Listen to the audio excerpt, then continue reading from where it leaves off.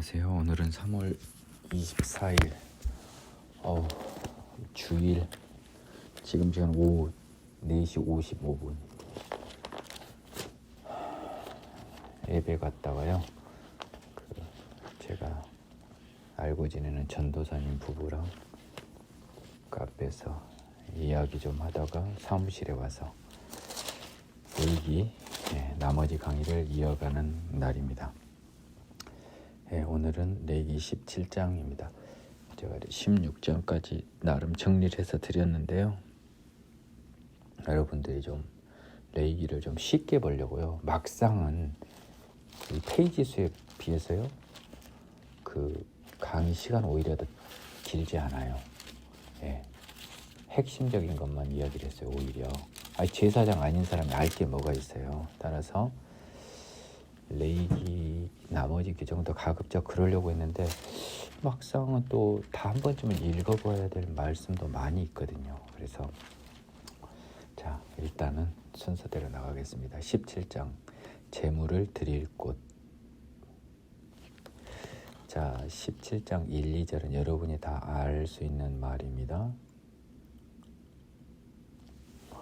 4절을 주의해서 보시죠. 제물은 무조건요. 제물은 속죄 제물과 예물로 나뉠 수 있죠. 크게는. 여하튼 뭐가 됐든 간에 회막문, 회막이 뭐예요? 여호와의 성막. 회막, 성막 같은 말이에요. 이럴 때는 회막을 했다, 저쪽에 때는 성막을 했다, 똑같은 말입니다. 기본적으로는 성막이 좀 더 직접적이죠. 느낌상 왠지 좀 이 여호와의 임재가 있는 그 성막을 여러분 구조 보면 밖에 그 빙 둘러진 담같이 생긴 그 텐트가 있고요. 그 안에 이 집같이 생긴 작은 막이 있습니다. 텐트 같은 거. 그게 성막이고 외부를 회막이라고도 하는 것 같은데 크게는 구분 없이 쓰는 것 같더라고요. 제가 봤을 때는. 근데 성막, 회막을 굳이 구분하는 거는 바깥 부분과 안쪽 부분이지 기본적으로는 동일해요. 여기에서 예물을, 이게 지금 기본적으로 제물은 예물을 말하는 겁니다. 여기 보니까 속죄제물보다는 예물을 회막, 성막 이해 곳에서 드리는 자는요, 피 흘린 자로 여긴다는 거예요. 피 흘린 자, 살인자와 같이 여기는 거죠. 따라서요, 그거는 죽이는 겁니다. 끊어집니다.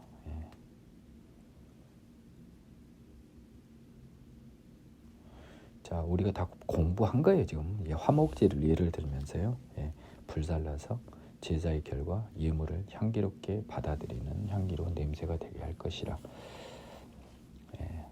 그 전에는요, 순념소에다 제사하면서 회막도 아닌 곳에서 뭐 그냥 했나 봐요.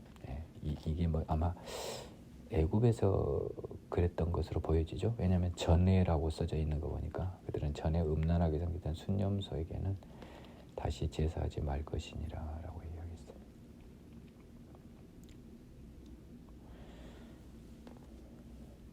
다시 또 8절에서는 번제나 제물, 예물 말하는 거죠. 예물성 제사, 회막문에 가져다. 그냥 여기서는 회막이라고만 했잖아요. 성막 따로 안 쓰고 여기에 드리지 않으면 끊어진다. 피를 먹지 말라. 여러분 잘 아시잖아요. 여러분 이거 읽고 모르는 사람 없어요. 제가요, 나중에 보겠지만 신약 성경의 바울 서신 같은 경우는 여러분들이 이해하기 어렵기 때문에 자세히 설명을 해드릴 텐데요. 지금 이 부분 뭐 피를 먹지 말라는 하나님의 말씀을 여러분 읽는데 무슨 지장이나 장애가 있나요? 11절만 좀 살펴볼까요? 육체의 생명은 피에 있다.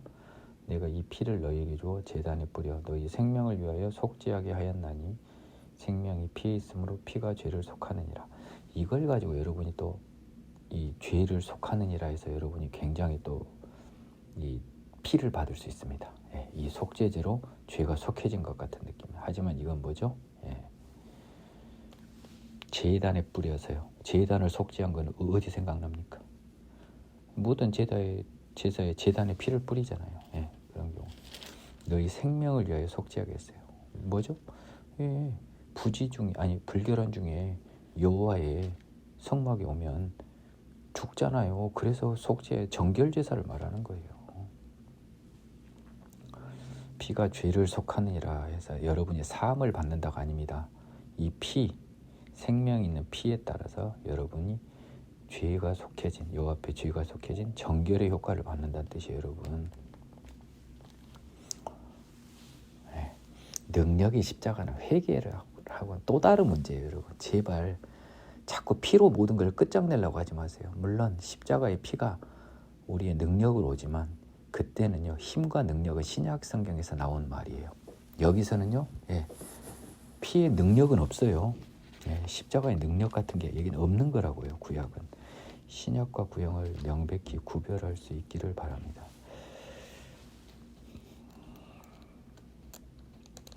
(12절) (13절) (14절) (15절) (16절) 여러분이 국어만 하실 수 있으면 다 알 수 있는 말입니다. 가증한 풍속을 따르지 말라. 여호와께서 모세에게 말씀하여 이르시되 나는 너희의 하나님이다. 이스라엘 자손에게 말씀하시면서 애굽 땅의 풍속을 따르지 말고 내가 앞으로 인도할 가나안 땅의 풍속과 규례도 행하지 말라. 그러면 가증한 풍속은 이전에는 행했던 풍속, 그리고 앞으로 행할 풍속을 따르지 말고 뭘 지켜야 돼요? 4절 너희는 내 법도를 따르며 내 규례를 지켜 그대로 행하라. 나는 너희의 하나님 여호와이니라. 이제 애굽과 가나안의 풍속 따르지 말고 하나님이 주신 명령을 따르라는 겁니다. 너희는 내 규례와 법도를 지키라. 사람이 이를 행하면 그로 말미암아 살리라. 이것이 하나님의 명령이었죠. 그런데요, 저는 어떻게 해석을 했나요? 이 규례와 법도를 지키라고 명령은 하셨지만 이 사람들이 이것을 온전히 지키실 수 있을 것으로 아셨냐는 다른 문제라는 거죠. 못 지킬 거라는 겁니다. 그러면 약간 맛배기로 한번 보여드릴게요. 레위기 26장으로 갑니다. 레위기 26장에 가면요, 제가 한번 강의를 해봐서 알아요. 상과 벌이라는 규정이 있어요. 그래서 3장부터 13절까지는 상에 대한 규정이고요, 14절부터 45절까지는 벌에 대한 규정이에요. 시내산에서 하나님이 그 약속을 자세히 죄와 벌, 상과 벌에 관한 규정인데요. 자, 재미있는 것은요, 제가 미리 맛배기입니다. 26장 11절에 내가 내 성막을 너희 중에 세우리니 내 마음이 너희를 싫어하지 아니할 것이며. 자, 하나님의 성막을 너희 중에 세운대요. 이 성막은 모세가 세웠잖아요. 하나님의 성막, 손으로 짓지 않은 성막이겠죠. 하나님의 성막이니 우리 중에, 마음 중에 내 마음이 너희를 싫어하지 아니하리라. 뭐가 생각나요? 생명의 성령의 법, 예수 그리스도를 이미 예정하고 있었어요. 11절에 순종했을 때도 11절 예정됐죠. 근데 따르지 않았을 14절 이후에도요, 44절을 보면요, 그들과 맺은 내 언약을 폐하지 아니하리니라고 이야기합니다. 미워하지 않고 멸하지 않고. 그래서 구원의 약속을 42절 언약을 기억하고 땅을 기억하리라. 그 일정한 벌이 끝났을 땐 43절 안식을 누릴 것이고 죄악 자기의 응당한 벌을 받은 다음에 내버리지 아니하고 멸하지 아니하고 언약을 피하지 아니하고 구원의 약속이 이때도 숨어 있잖아요. 지금 말을 순종하지 않아도 나중에 돌아왔을 때 전제로. 즉 하나님은 이스라엘 백성이 따르든지 안 따르든지 구원의 계획이 있었어요, 없었어요? 레위기 26장은 이게 중요해요. 이걸 사람들이 못 봐요. 순종을 하든 안 하든 하나님은 구원의 계획이 있었던 거예요. 다만 이 26장 11절 이게 정답이죠. 모범답안이죠. 얘들이 열심히 지키다가 너무 힘들어요. 우리 힘으로는 못 지킬 것 같아요. 하나님, 죄인의 몸으로는 못 지킬 것 같아요 했을 때 그런 순전한 회개로 대속죄일에 이스라엘 백성이 만일에 나왔다면 이스라엘 백성에게 하나님이 26장 11절과 같은 메시아, 예수로 하나님의 성막을 우리 마음속에 세우는 이 메시아 작업을 하셨을 것이죠. 이게 사실은 정답이었어요. 그래서 이게 안 돼서 결국 26장 42, 43, 44, 45절에 따른 예수가 온 거죠. 11절에 따라 예수가 온 게 아니고 이 42, 43, 44절 즉 45절 이들이 율법을 지키지 않고 규약을 파기한 걸 전제로 그럼에도 불구하고 메시아는 온 거예요. 하나님의 구원 약속은 율법에 대한 순종과 불순종을 불문하고 각각 존재했던 거예요. 사실은 하나님은 그러면 뭐예요? 불순종할 수밖에 없는 걸 알았어요. 이거는 받을 만큼만 받으십시오. 6절부터는요. 그 음란에 대해서 근친상간과 관련된 가까운 그러니까 범위가 많이 좁아요. 아버지, 어머니, 또 자매 이런 부분에 대해서는요. 고모, 이모 안 되는 거죠. 하지 말라는 거예요. 19절에 보면 형, 아내, 자매, 처제 안 된다는 거죠. 지금 이거는 하지 말라라고 해서 명령만 있지 이에 대해서 어떠한 벌이 따를 거는 안 써졌어요. 그렇죠? 이런 거는 잘 구분해서 봐야 돼요. 좀 이따 보면요. 20장에 보면 반드시 죽여야 하는 죄라고 해서요. 벌을 규정하고 있는 규정이 있습니다.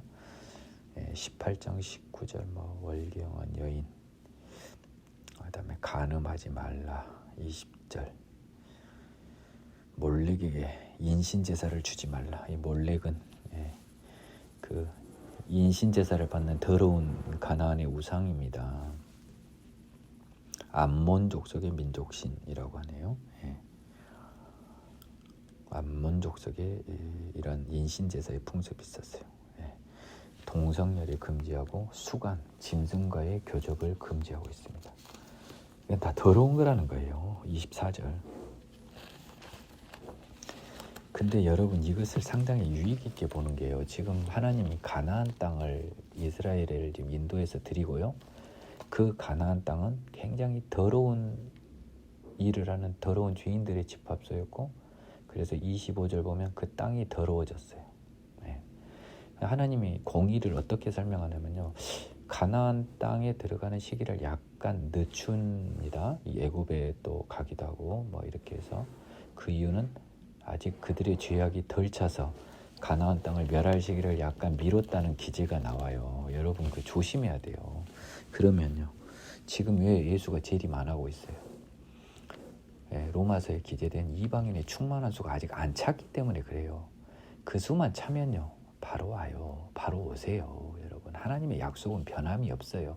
하나님의 시간에서는 이미 다 정해져 있습니다. 조심하시기 바랍니다. 27절 보세요. 너희 전에 있던 그 땅 주민, 가나안 땅에 있었던 이전의 주민들이요. 이 가증한 일을 했고 그래서 땅이 더러워졌다는 거잖아요. 그래서 만일 28절 너희도 더럽히면 똑같이 너희도 토한다는 거예요. 땅이 주민을 토함과 같이. 이렇게 더러운 죄를 짓는 자는 반드시 백성 중에 끊어진다는 겁니다. 가나안 족속을 그래서 하나도 남기지 않고 멸하라고 할 수 있던 근거 규정이, 하나님은요 더러운 죄인의 생명은 하나도 소중하게 생각하지 않아요. 그것은 하나님의 공의에 반하지 않아요. 어차피 지옥에 가는 자들이기 때문에. 가나안 풍속에 대한 철저한 배척을 다시 한번 거듭 강조하고 있습니다. 30절에서요. 19장 너희는 거룩하라. 자, 이 가증한 풍속을 따르지 말라고 한 이유가 뭡니까? 거룩은 반대로 비슷한 깨끗 정결이잖아요. 죄하고 반대되고 깨끗한 거예요. 너희는 거룩하라. 이유는 하나예요. 하나님이 거룩하니까 여기는 자녀는 아니죠. 이들은 아직 내 백성도 거룩하라는 거예요. 신약에서는요. 하나님 예수님이 거룩하니까 깨끗하니까 죄 없으니까 너희 자녀도 거룩하라. 죄가 없어야 한다라는 거죠. 다시 십계명이 거룩한 일이라는 뜻이기도 됩니다. 부모를 경외하고 안식일을 지키는 것도 거룩과 관련되는 거예요. 우상 숭배하지 않는 것도요. 거룩과 관련된다는 뜻입니다. 거룩하다는 건 깨끗하다라고 하는 거고요. 그걸 또 좀 더 구체적으로 구별됨이라고 이야기하시기도 하더라고요. 모 목사님은 큰 의미는 없습니다. 깨끗한 거예요. 그냥 거룩을 몰라요, 여러분? 궁금해요? 네, 하나님 기준으로 죄를 짓지 마세요. 네, 됐습니다. 너희는요, 화목제물 드릴 때는 기쁘시게 받으시도록 셋째 날 이후에는 먹지 말랍니다. 그러면 기쁘게 받으심이 되지 못해요. 화목제물 기쁘게 받으신 뭐예요? 이는 여호와께 향기로운 냄새라, 화제로서 여호와께 향기로운 냄새라, 이게 써졌잖아요. 그게 안 써지고 그냥 오히려 죄가 돼버린다는 겁니다. 그게 9절 뭡니까? 다 거두지 말고요, 다 줍지 말고, 다 열매 떨지 말고, 뭡니까? 가난한 사람과 거름을 버려두라는 것이죠. 여기서 이미 구제하라는 것이 하나님의 명령이잖아요. 어려운 사람 여유가 있으면 좀 도와주라는 건 하나님의 명령 아닙니까? 그 거룩함 하나님의 명령이에요. 거룩과 관련되죠. 구제도 거룩하고 관련되는 거죠. 도둑질하지 말고요, 속이지 말고, 거짓말하지 말고. 거짓 맹세에는 더더욱이 말이 안 되죠. 거짓말도 안 되는데 그것도 하나님 이름으로 거짓 맹세는 안 되는 거잖아요. 하나님의 이름을 욕되게 하는 거잖아요. 이웃을 13절 억압하지 말고요, 착취하지 말고, 품꾼의 삭을 그냥 미뤘다 주지 말라는 거죠. 대기업들이 예전에 많이 약소금을 주고 그랬잖아요. 정당히 줘야 될 걸 약소금 써서 한 달 정도 기간 동안에 이자를 누리는 거죠. 기먹은 자를 저주하지 말고, 장애인, 외인 앞에 장애물을 놓지 말라는 거죠. 안 들린다고 저주하지 말고, 안 보인다고 장애물 놓지 말래요. 그러니까 다른 사람의 아픈 곳, 약점을 이용하지 말라는 거예요. 아주 더러운 짓이에요.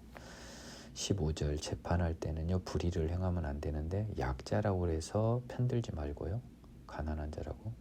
또 반대로 힘이 있다고도 편들지 말라는 거예요. 오직 공의로 사람을 재판하라는 겁니다. 16절 여러분 해석 못합니까? 다른 사람 욕하지 말고요, 다른 사람의 손해를 통해서, 다른 사람의 손실을 통해서 내 이익을 도모하지 말라는 거예요. 17절 형제를 미워하지 말고요. 이거 다 왜 이런지 아세요? 하나님은 마음을 다 봐요. 여러분이 미워하지 않는 척 하지만 미워하는 마음 다 봐요. 그러니까 마음속을 숨길 어리석은 생각은 꿈도 꾸지 마세요. 또 적당할 때는 부드럽게 견책할 필요도 있는 거. 원수는 갚지 말고요, 원망 말고 이웃을 사랑해라. 네 자신과 같이 이웃을 사랑해라. 신약하고 똑같은 말이 써져 있네요. 19절은 가축을 서로 다른 종류와 교미시키면 종이 탄생이 안 돼요. 호랑이랑 사자를 교미해서 라이거를 만들어봤자 라이거는 생식 능력이 없어요. 그 인간이 성경에 얼마 반대되는 벌 받을 짓 한 거잖아요. 곡식은 막 종자를 섞어서 유전자 조합을 하죠. 이것도 원칙적으로는 하지 말라는 명령이었습니다. 또 두 재료로 직주한 옷도 입지 말고.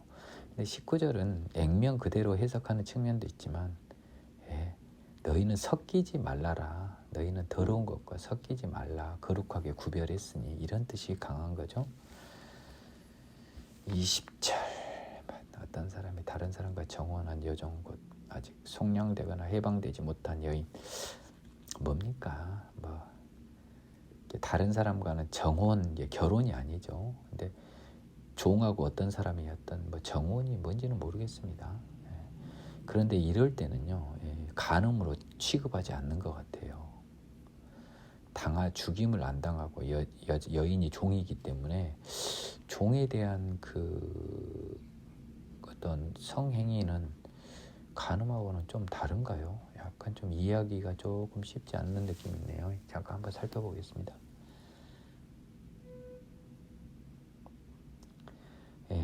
자, 자, 이 여자는 아직 결혼을 안 한 거잖아요. 그래서 그 다른 사람에 대한 상간죄는 해당이 안 될 테고요. 예. 이거는 내 아내가 없는 남자한테 해당되는 걸 같아요. 남자가 있는 남자가 이러면 당연히 간음죄가 되죠. 와이프에 대해서는. 예, 근데 다른 사람이 아직 정혼만 했지 결혼을 아직 안 했어요. 예, 그랬을 때 일정한 경우는 속건죄로 속죄하면, 여기 보세요. 죄가 사해지면 그가 범한 죄를 사함을 받으리라고 이렇게 반드시 명시적으로 쓴다는 걸 다시 한번 확인하세요. 이제는 사해지는 거예요. 용서를 받는 거라고요. 근데 대속죄 같은 데는 이런 기재가 없잖아요. 그러니까 이 기재가 있는가 없는가를 눈여겨서 잘 보셔야 된다는 거예요. 23절 너희가 그 땅에 들어가 과목을 심거든. 과목은 과일 나무잖아요. 그렇죠? 그 열매는 할례받지 아니한 것을 여기서 3년 동안은 먹지 말라는 겁니다. 그 땅에 들어가, 가나안 땅에서 들어가 과일 나무를 심은 거예요. 거기 안에 이미 심겨진 게 아니에요. 그 심겨진 열매는 얼마든지 먹어도 돼요. 그러면 뭔 말입니까? 이스라엘 민족이 심은 나무도 거룩한 나무라는 거예요. 하다못해 나무마저도 거룩하다. 얼마나 하나님이 이 사람들을 특별하게 차별 대우할 정도로, 이방인이 봤을 때는 한없이 차별 대우할 정도로 얼마나 자기 백성으로 아끼는 것이 보여요.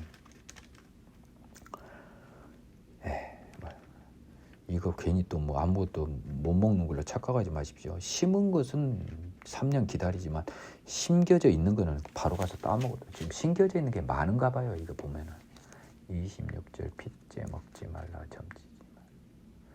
26, 27, 28절은 여러분 읽어보면 알아요. 29절 뭐 이거 29절 제가 설명해 줄 필요가 없네요. 30절 안식일 다시 성수하는 거 강조하고 계시고요. 성소 귀여기라. 항상 가려면 속죄제 드려야 돼요. 번제를 드리면 속죄제 드린 것처럼 속죄된다고 의지해 줬죠. 레위기 1장에 나와 있습니다. 31절 신접한 자 박수. 우상. 얘들 가장 특징이 뭐예요? 하나님이 딱 감춰놓은 미래를 몰래 엿보려고 하는 더러운 마음을 가진 애들이 이런 애를 찾아가는 거잖아요. 하나님의 자녀면 미래는 하나님의 주권을 확인하는 당연한 길인데 그걸 왜 미리 봐야 됩니까? 하나님의 주권을 피하려는 더러운 욕심 아니에요? 그러니까 죄인 거예요. 노인을 공경하라는 32절. 주변 이스라엘 주민이 아닌 주변의 이웃을 학대하지 말라는 33절.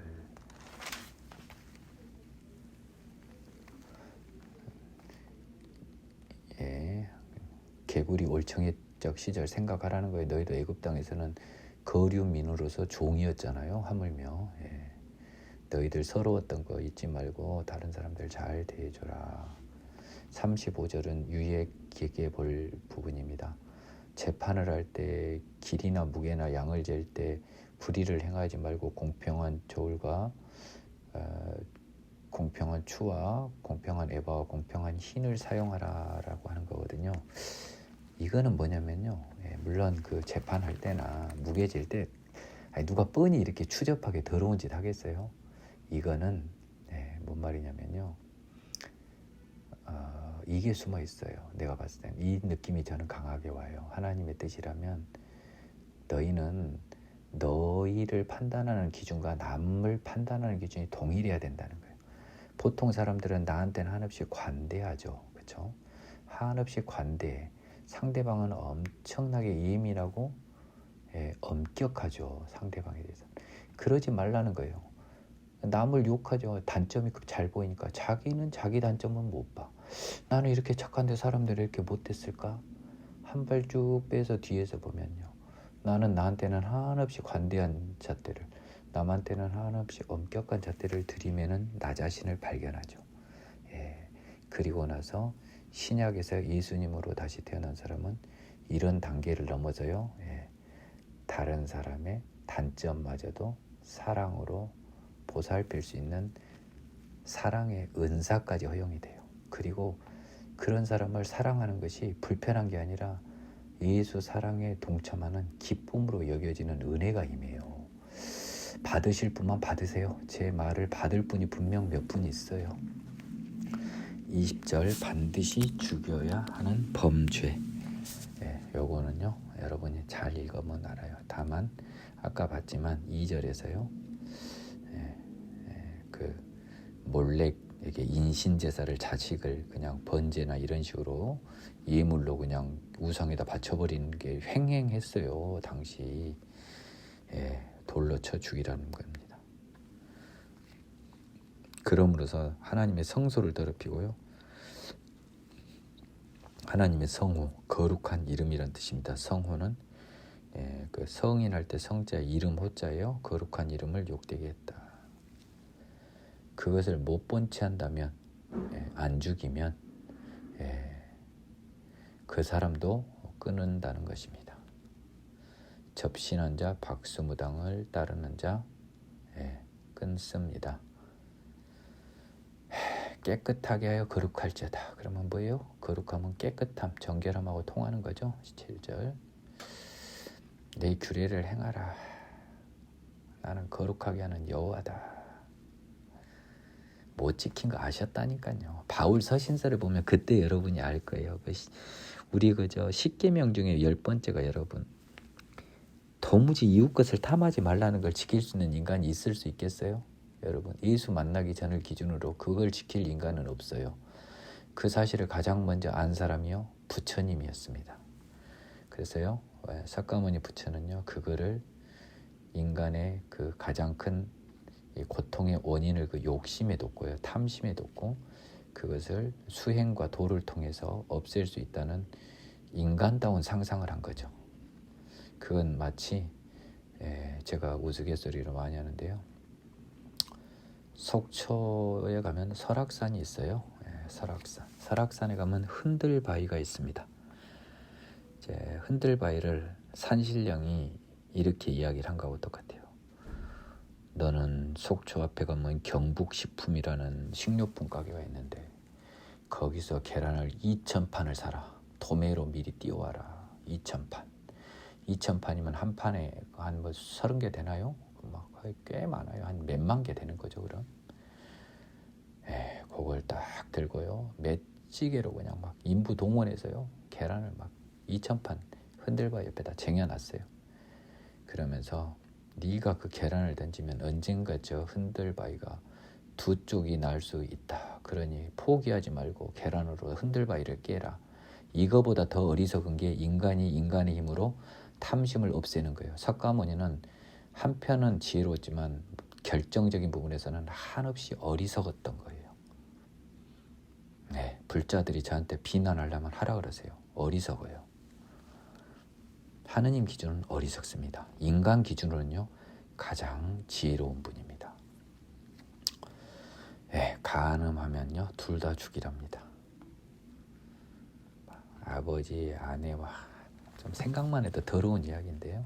죽이라는 겁니다. 며느리와 동침, 죽이라는 거예요. 동성성행위, 죽이어라는 겁니다. 인권을 이유로요. 동성애를 옹호하실 분들은 옹호하세요. 여러분들은 하나님의 자녀가 아니니까요. 하나님의 만든 법보다 우월하는 인권은 없어요. 그 더러운 음욕이 어떻게 인권으로 탈바꿈합니까? 그러면 제가 이렇게 제안 드릴게요. 동성혼을 허용하려면요. 간음해서 그 성적 쾌락 느끼는 건 왜 막아요? 모든 남자가 다른 여자 좋아하지 않아요? 여자도 마찬가지고. 여러분 마음대로 사세요. 제가 감히 선언하는데요. 동성 연애의 대상이 된 사람들은 하나님의 저주 아래 있는 분입니다. 그 저주 아래서 빠져나올 유일한 방법은요. 하나님을 어떻게든 만나는 방법밖에 없는데 하나님이 그 자를 만나줄지는 의문이네요. 장모, 아이고 입에 담기도 더럽고요. 짐승과 교합한 여성이 다 죽이라는 것. 그 자매 곧 아버지의 딸, 그러니까 누나나 여동생 말하겠죠. 예, 다 죽이라는 겁니다. 이런 걸 제가 해석해 주기도 입도 더럽고요. 예, 여러분이 보면 다 알아요. 좀 무서운 말은 월경 중에 여인과 동침한 것에 대해서도 죽이라고 하고 있거든요. 참 무서운 법이에요. 이거는 아마 피와 좀 관련이 있을 것 같아요. 잘은 모르지만 저는 그 당시에 이스라엘에 살지 않았기 때문에 18절은 참 이해하기 어려워요. 근데 이해하기 어렵다고 안 지키면 하나님입니까? 이해하기 어려운 명령이라도 하나님이 지키라고 하면 무조건 지켜야 돼요. 근데 지키고 나서 보면 이래서 하나님이 이걸 지키라고 하셨구나라는 것을 언젠가는 확인할 날이 와요. 그분의 지혜와 사랑을 여러분이 확인할 날이 와요. 하나님은요, 아무에게도 판단받는 분이 아니에요. 바울이 로마서에서 그러잖아요. 네가 누군데 하나님하고 따지냐? 네가 뭔데 하나님하고 100분 토론을 하려고 하냐? 토기장이하고 토기가 왜 나를 요렇게 만들었고 내 생각은 요런데 왜 당신은 이렇게 말씀하시나요? 라고 대꾸하고 토론할 수 있다고 생각한 건요, 그 자체로 이미 자신이 하나님의 피조물임을 부인하는 불신자고 전적으로 동일하죠. 예, 지옥 가세요. 그냥 따지시고 지옥 가시길 바랍니다. 예. 지옥 안 믿기죠. 뭐 지옥이 어디 있어요. 예. 뜨거운 불에서 영원한 형벌에서 여러분의 고통을 확인하는 그날, 여러분은 몇 배의 잔인한 보복을 당하겠죠. 예. 지금 나를 저주하고 깔보고 얕잡아서 말한 그 고박이 억만 배의 벌을 하나님이 여러분에게 내릴 거예요. 조심하세요. 19절, 20절, 21절은 죽이는 건 아닌데요. 조금 이건 이제 조금 좀 직접 죽이지는 않는데 뭐 자식 없이 죽는다, 아니 자식이 없이 죽는다. 그러니까 죽이는 게 아니라요. 죽을 때까지 자식이 없다는 거잖아요, 그렇죠? 그러니까 완전 진짜 악담 중에 악담 아닙니까? 자녀가 없다는 건 얼마나 큰 불행인가요? 22절 너희는 나의 모든 규례와 법도를 지켜 행하라. 그리하여야 내가 너희를 인도하여 거주하게 하는 땅이 너희를 토하지 아니하리라. 매우 중요한 말이잖아요, 그렇죠? 하나님의 말씀을 지키면 하나님이 인도하여 거주하게 하는 땅, 젖과 꿀이 흐르는 땅 가나안이 너희를 토하지 아니하리라. 만일 if not, 그렇다면 토한다는 거잖아요. 반대 해석상, 그렇죠? 지금 앞에서 다 말씀하신 그 가나안 족속의 풍속을 따르지 말라는 거예요. 너희가 앞에서 쫓아내는, 지금 하나님은 지금 아직 쫓아냈어요, 안 쫓아냈어요? 쫓아내실 걸 전제로 지금 말씀하시는 거죠. 아직 쫓아내지 않았어요. 아직 여호수아의 정복 전쟁은 없습니다. 여러분들 뭐 구약 성경에 대해서 일도 모르면서 내 강의를 들으려고 하지 마세요. 시간 낭비예요. 그냥 구약 성경에 지식이 없으면 그런가 보다, 열심히 공부해야겠다, 이 생각만 하세요. 제가 한 말이 다 써졌네요. 24절의 그 후반부에 나오잖아요. 뭐예요? 젖과 꿀이 흐르는 땅을 이스라엘 민족에게, 가나안 족속에게 빼앗아서 이스라엘 족속에게 준 가장 큰 이유는 뭐예요? 하나님이 만민 중에서 이스라엘 민족을 구별해서, 구별한 너희 하나님이라, 하나님 여호와니라라고 썼지만 만민 중에서 선택한, 이렇게 바꿔도 되잖아요. 택한. 근데 왜 구별한이라는 단어를 썼을까요? 너무 더러워. 가나안 족속이 너무너무 더러워. 지금 앞에 보니까 정말 하나님이 눈을 뜨고 보실 수 없을 정도로 더러워. 그래서요, 선택한 이런 대신 구별한이라는 단어를 썼을 뿐이에요. 똑같은 말이에요. 아까 레이기 앞서 지난 부분에서요, 짐승의 정한 짐승, 부정한 짐승 구별법이 나와 있어요. 부정한 걸로 더럽히지 마라. 26절에 다시 반복하시네요. 너희는 나에게 거룩할 자다. 이는 나 여호와가 거룩하고 내가 또 너희를 나의 소유로 삼으려고 너희를 만민 중에서 구별하였음이니라. 또 구별하였음이란 말이 또 나와요. 거룩하고 이어지죠.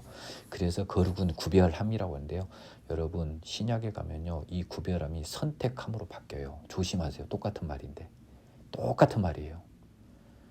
구별을 한 사람이 누굽니까? 하나님. 우리가 구별받고 싶다고 구별받지 않아요. 우리한테 권한이 없어요. 하나님이 일방적으로 자기 소유로 삼으려고요. 그냥 만민 중에서 이스라엘 민족을 선택했습니다. 그것을 구별하였음이라고 썼고요. 선택함과 구별함이 전적으로 동일한 말이에요. 다만 가나안 족속이 하도 더러워서요. 예, 구별하였다고 좀 더 강조해서 표현하신 거예요. 더러움과 대비시키기 위해서. 남자나 여자가 접신하거나 박수무당 죽이랍니다. 제사장이 지켜야 할 규례 21장. 여러분 제사장 되실 것도 아니고 제사장 집안 사람도 아니잖아요. 예, 그냥 한번 읽어보면 되겠습니다. 다만 뭐예요? 제사장은 더 엄격하게 거룩함을 지켜야 되는 거예요. 그렇잖아요. 하나님의 백성인 이스라엘 민족을 또 거룩하게 지도하는 사람이잖아요. 그들의 거룩함을 담보해야 될 애들이에요. 하나님으로부터 권한을 위임받아 이스라엘 민족의 거룩함을 지켜내야 할 담임선생이라고요.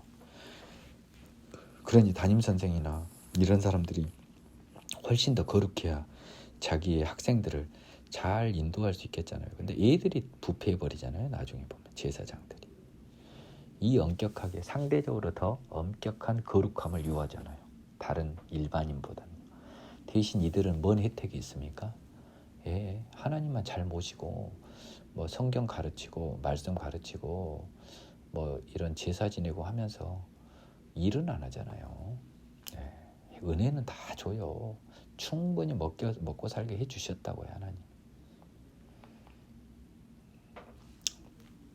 6절을 한번 볼까요? 여호와의 화제 곧 그들의 하나님의 음식을 드리는 자인지요. 자, 이제 화제가 뭐였어요? 예물로 드리는 거. 그것이 불에 탔을 때 냄새, 그것을 하나님이 흠양하는 것을 기뻐 받는 제사의 결과를 화제라고 했죠. 그래서 그것을 하나님의 음식에 비유한 거예요. 그래서 제가 하나님이 잘 먹었다 이렇게 그냥 간주해 주는 거예요. 하나님이 뭐 먹어야 되시는 분입니까? 하나님의 음식을 드리는 자처럼 비유를 한 거예요. 8절에서도 거듭 강조하고 있죠. 하나님의 음식을 드림이라. 하나님의 음식을 뭘 드셔요. 다만 제사를 드리는 사람이다 이 말이에요. 그러니까 속죄제, 속건제 빼놓고는 뭐예요 그러면? 자, 여기 힌트 제가 문제 낼게요. 속건제, 속죄제로 죄사함을 받는 그런 거 말고 일반 번제나 화목제, 감사제, 자원제, 소원제 이건 뭐예요? 뭐예요? 하나님의 음식을 드리는, 하나님께 흠양할 제사 예물을 드리는 거잖아요. 그렇죠? 하나님께 제사를요, 하나님께 예물성 제사를 음식을 드리는 것처럼 비유를 했어요. 또 제사장 위임 받을 때 관유로 부음을 받고 이임을 대잖아요. 그 관유는 기름이잖아요. 그렇죠? 기름은 뭐예요? 마르잖아요. 언젠간. 그 기름이 딱 몸이나 옷에 붙어 있을 때 기름이 다 마를 때까지는 못 나가나 봐요. 성소에 남아 있어야 되나 봅니다. 우리 제사장 될 거 아니잖아요. 알 필요 없습니다. 한번 쭉 읽어보십시오. 여자도 함부로 못 골라요. 제사장들은 처녀를 아내로 삼아야 된답니다.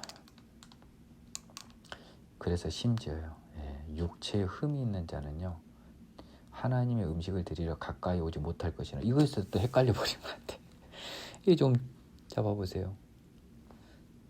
저 8절에 너는 그를 거룩게 하다. 그는 뭐예요? 제사장이잖아요. 그렇죠?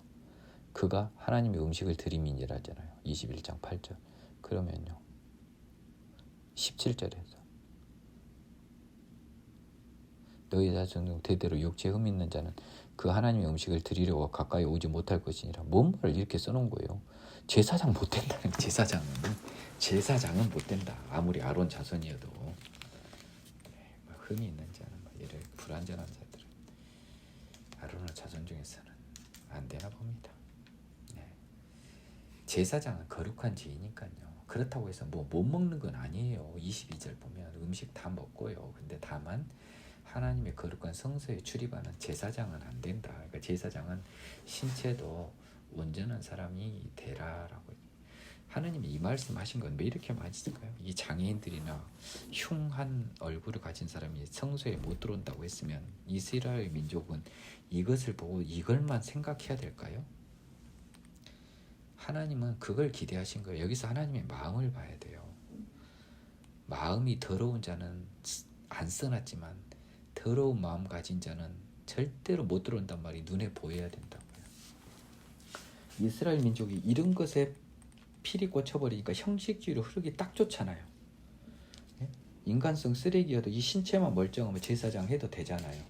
하나님은요 써놓지 않았지만 당연히 그건 전제가 되는 거예요. 하나님을 경외하지 않는 자는 제사장이 될 수 없죠. 근데 틀림없이 얘들은 이런 신체적 사회만으로 결격 사회를 뽑았을 거예요. 안타깝죠. 결국 제사장들은 타락합니다. 22장 성물을 먹는 규례. 성물은요 제사장이나 그 가족들만 먹어요, 원칙적으로. 그래서 예전에 제가 이야기했잖아요. 다윗이 사울에게 쫓길 때 높당의 아히멜렉 제사장이 원래는 제사장 가족이 먹어서는 안 되는 것을 먹도록 정결하기만 하면 먹어라, 부정하지만 않으면. 하나님의 명령으로 그렇게 결정을 한 것 같다고, 성령의 요구로 그렇게 결정한 것 같다고 제가 추측했었죠. 성경에 써지지 않았지만 극히 예외적으로 성물을 허용했는데 아마 그때는 하나님이 강권적으로 아히멜렉 제사장한테 개입을 한 것 같아요. 자, 성물을 먹는 것에 관한 규례는 하나도 안 중요합니다. 10절 보세요. 일반인은 성물을 먹지 못한다는 거예요. 다만 제사장이 돈으로 사람을 샀으면요, 그는 먹어야 돼요. 왜냐하면 제사장 돈 나가잖아요. 먹여 살리다가 그 사람 그 제사장 돈 안 나가게 하려고. 제사장 객이나 품꾼은 뭔 줄 아세요? 객은 뭐예요? 제사장 집에 놀러 온 손님이요. 그거는 그냥 네가 11조 받은 것에서 주라는 겁니다. 근데 어떤 사람을 돈으로 샀어요, 제사장이. 한번 이것도 하나님의 지혜를 살펴보세요. 돈으로 어떤 사람을 샀단 말이에요. 그럼 그 사람이 제사장이나 성막에 어떤 이 제사장 일을 위해서 필요한 사람을 고용했잖아요. 그렇잖아요. 고용했잖아요. 그 사람에 대해서는 고용한 그 사람의 먹을 것을 인정함으로써요, 제사장이 부담을 줄여준 겁니다. 품꾼이라고 하는 것은 좀 다른 거예요. 품꾼은요 아마 짧은 기간에 이용한 거고요. 그의 돈으로 샀으면요 제사장에게 소속된 사람 같아요. 하루 들어온 사람 그냥 네 돈에서 주고, 네 11조에서 주고, 돈 주고 이제 고용한 종이 있잖아요. 이스라엘 민족이에 그 사람은 그 사람 돈 들어가면 안 되잖아요. 제사장이 하나님의 지혜를 엿보라고요. 딴 거보다. 그만큼 성경은요 정확한 책입니다. 따라서 성경에 어떤 특별한 규정이 이해가 되지 않는다 그래서 그것을 논외로 해버리면요, 그거는요 그때부터는 정체 없이 믿음에서 이탈이 되는 거예요. 자, 하나도 필요 없어요. 자, 여기서부터 23장까지 강의는 전혀 할 필요가 없습니다. 대신 오늘 여러분에게 은혜가 되는 이야기를 다시 한번 합니다. 이미 지나간 마태복음 이야기를 합니다.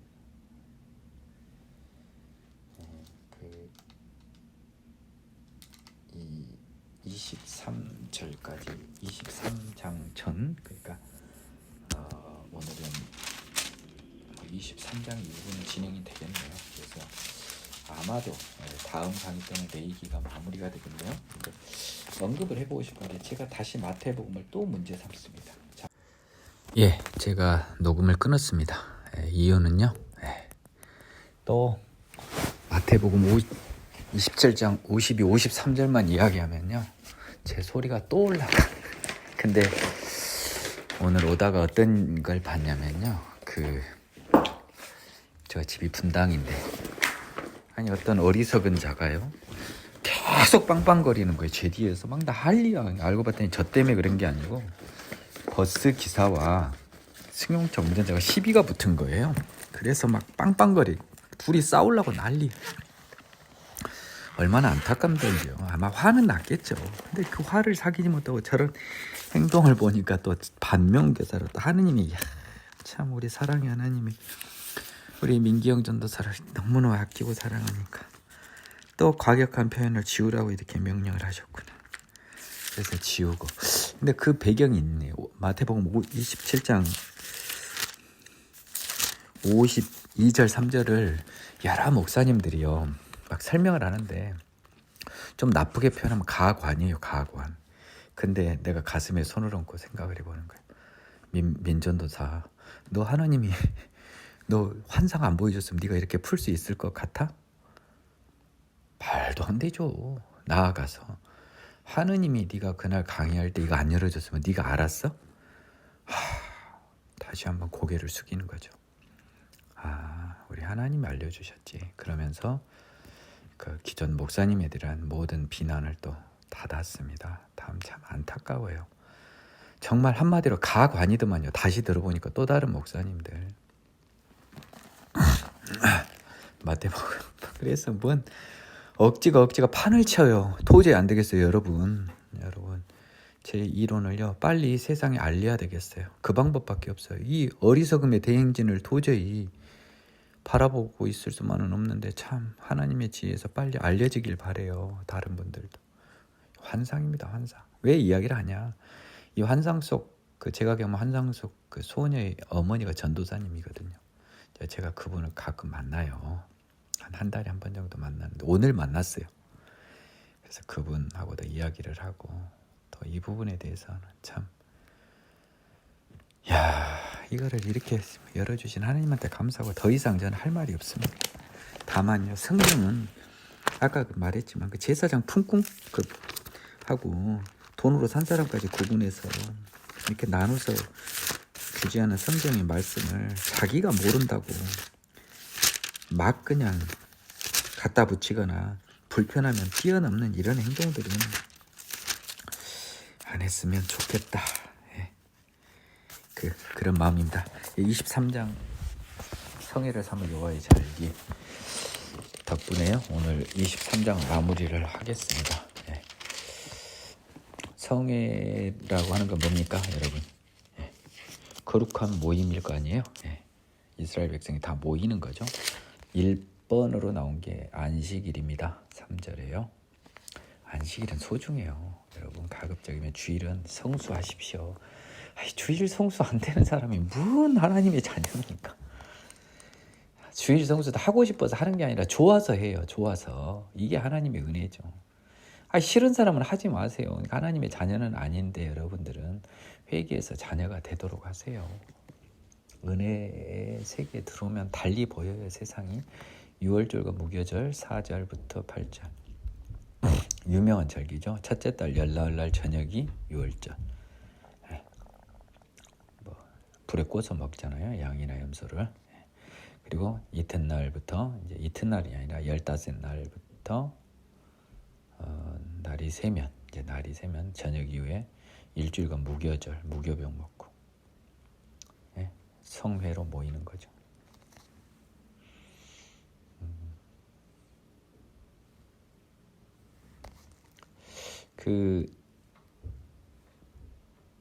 이 유월절과 무교절에도 성회로 모인다라고 돼 있는데요. 여기는 여러분들이 좀 조심해야 될 게 있어요.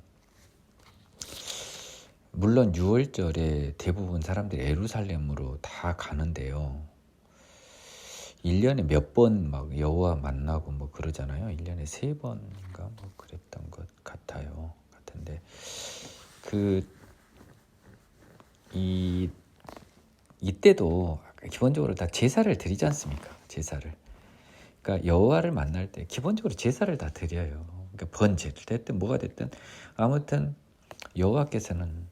하나님께서는 이 성막에 나오는 모든 경우에 이제 제사에서 정결함을 요하는데 왜 그럼 하고 많은 날 하나님께서 공식적으로 하나님이 임재한다고 한 날이 대속제일입니다. 너희들이 나를 이리 찾아오라는 거고 대속제일은 아예 공식적으로 하나님이 내가 온다라고 이야기한 날이에요. 그래서 정결의 대표적인 제사인 대속제일을 그날 드리는 거예요. 대속제일에 대한 개념은요 정말 여러분 오해하면 안 될 거예요. 속죄는 아니에요. 죄를 속죄한 게 아니고 정결함의 속죄라고요. 제발 정결함의 속죄와 이 죄의 속죄는 저랑 공부하신 분은요 어떻게 해서라도 잡아내십시오. 그걸 잡아내지 못하면 여러분은요 예수의 십자가의 성격 헷갈리죠. 구원파의 논리에서 벗어날 방법이 없어요. 예. 정결함으로 하나님에 나아가고 하나님 올 수 있는 것만으로는 우리의 죄의 문제는 해결이 안 돼요. 또 다른 게 필요한 거예요. 원싱 어나더라는 거예요. 예. 정결하여 하나님을 만날 수 있는 게 되는 것과 하나님이 만나 주실 수 있는 가능성이 생긴 것과 우리가 죄인의 몸을 벗어나 중생하여 생명의 성령의 법으로 다시 태어난 것은 원싱 어나더입니다. 이 원싱 어나더로 보지 않는 것이 소위 구원파예요. 첫 이삭 한 단을 바치는 절기는 초실절인데요. 이스라엘 자손이 말하여 이르라 뭐 이렇게 해서 첫 이삭 한 단을 제사장에 가져가는데요. 그 단을 여호와 앞에 기쁘게 받으심이 되도록 안식일 이튿날에 흔듭니다. 이 안식일이라고 바로 나와 있는데요. 예.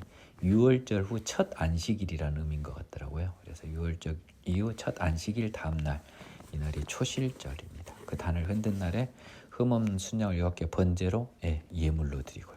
또 소제로 덩달아 공거를 10분의 2 에바 그렇게 해서요. 화제로 삼아 향기로 냄새가 되게 하고 번제도 태우고요. 소제도 태웠잖아요. 보잖아요. 그래서 그 냄새가 이는 여호와께 이는 화제니 여호와께 향기로운 냄새가 된다 이거잖아요. 예물이니까. 포도주는 불태울 수 없잖아요. 그러니까 전제로는 4분의 1 흰을 씁니다.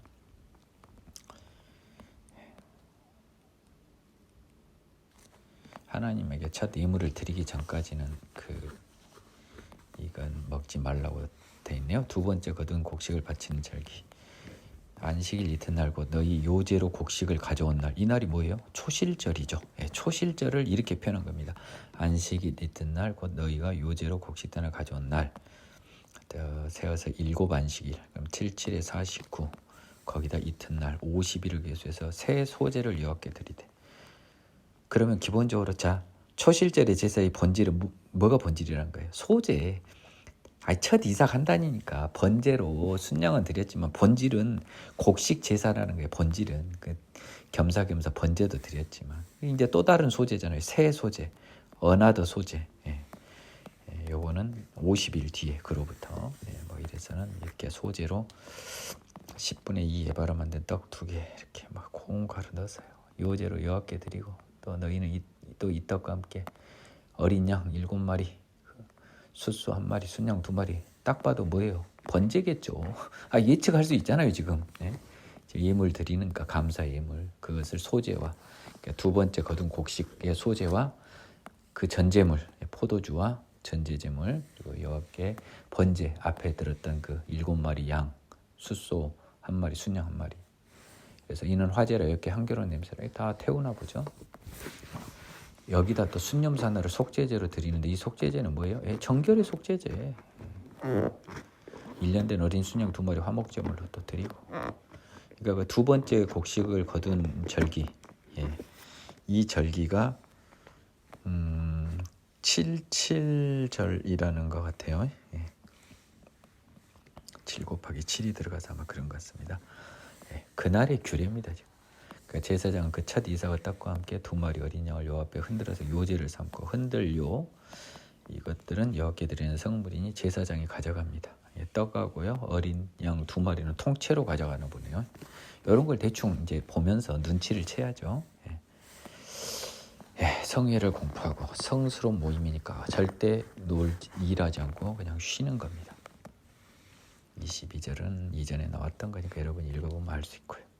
7째 달 드디어 이제 이스라엘에 많은 그 성회의 대표적인 날이 모여 있어요. 첫째 날은 나팔절이랍니다. 이게 실제로는 7째 달인데 실제로는 이게 새해 첫날이라고 하는 것 같더라고요.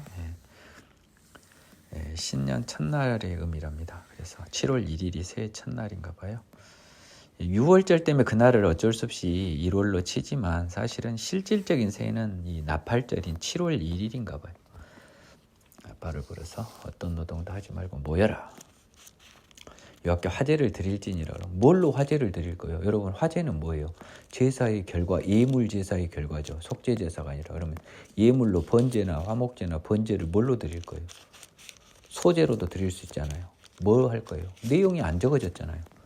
알아서 드리면 되는 거잖아요. 여호와께 화제만 드리면 되잖아요. 알아서 그러면 태워서 소랑 뭐 곡식 태워서 드리든지 알아서 하면 되죠. 이 화제는 뭐예요, 결국? 제사의 결과. 태워서 냄새로 여호와께 제사 예물을 드려라, 이 말이잖아요. 이렇게 우리가 추측하고 이게 어떤 규정이라고 이게 우리가 추정해 볼 수 있는 거잖아요. 요건을 안 적어놨잖아요. 지금 77절에는 요건이 적어졌잖아요. 근데 나팔절에는요, 그냥 어떻게 하든지 화제만 드려라. 심지어 소제를 가지고 화제를 드려도 상관이 없는 곡식만 태워드려도 요건이 없잖아요. 요건이. 이런 걸 잘 봐야 된다고요. 이런 걸. 속죄일은요, 대속죄일을 말이에요. 이미 살펴봤죠. 7째 달 여름날입니다. 스스로 괴롭게 하라. 여러분, 이것을 주의해야 돼요. 이게 소위 회개를 촉구하는 거예요. 여호와께 화제를 드리고, 이거는 왜 여호와께 화제를 드리고 했을까요? 여러분, 퀴즈 드릴게요. 제사장이 해야 할 일은요, 이미 16장에서 다 적어놨어요. 이건 누구한테 하는 겁니까? 성회를 삼을 여호와의 절기로 백성들한테 명한 거예요. 백성들 차원에서는 화제만 드리면 돼요. 지금 뭐예요? 번제나 소제 드려서 향기로 여호와께 예물을 드리면 되는 거예요. 제사 속죄제는, 정결의 속죄제는 제사장이 다 드리잖아요. 이날에는 어떤 일도 하지 말고 속죄일이 됩니다. 말잖아요. 이날에 스스롭게 괴롭게 아니하는 백성 중에 끊어져. 하나님은요, 스스롭게 괴롭게 하다는 것을 여기서도 2번 썼어요. 세상에나. 이스라엘 백성은 눈치를 못 챈 거예요. 하나님은 이날 회개하라는 거거든요. 속죄일날. 그럼 회개하면 이스라엘 백성은 우리는 죄에서 영원히 벗어날 수 없나? 이 죄의 몸을 바꿔주실 수 없나? 이게 참 회개죠. 그렇게 해서 하나님 우리 바꿔주세요. 우리 바꿔주세요 하면, 지난번에 강의했죠. 레위기 26장 11절의 방법으로 메시아가 왔을 거예요. 근데 그렇게 안 나오고 위선으로 가니까 하나님이 장기간 이스라엘을 외면했다. 이스라엘과 이방을 포함한 전체 인류에게 예수의 화목제물로서요. 레위기 26장